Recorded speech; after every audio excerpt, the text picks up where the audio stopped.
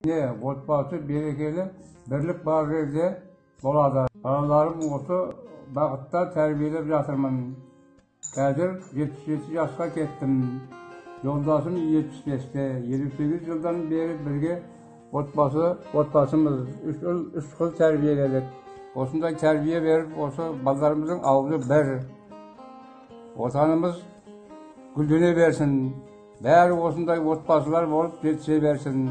Аманшылық ауызбіршілікте жасай берейік. Міне бүгін қара шаңырақ дейміз. Менің бала келіндерім осындай неге жетіп отырғанда енді көп қиыншылықта болды. Бәрі де болады ғой. Сол енді менің балдарыма шүкірмін Алла деп айтамын. Мен осы отбасымда 3 ұл, 2 қызым бар, өзімнен өрбіген.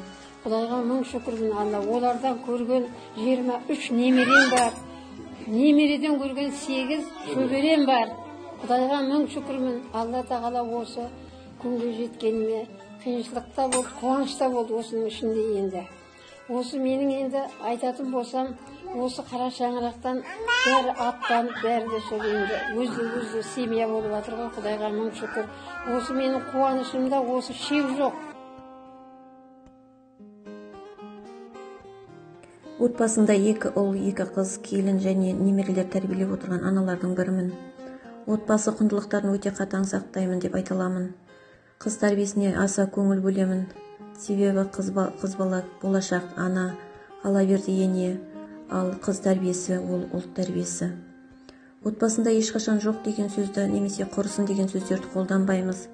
Жоқ десең жойылып тынарсың, құрсын десең құрып бітерсің деген сөз бар халық арасында. Бұдан басқа да барлық кезде отбасы мүшелерін, балаларды жақсылық жасауға үндеп отырамын. Жақсылық жасасаң өзің үшін, жамандық жасасаң өзің үшін деген сөз бар.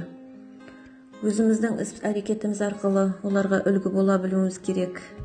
Бала үшін 1000 сөзден бір жақсы іс әлде қайда өтімді.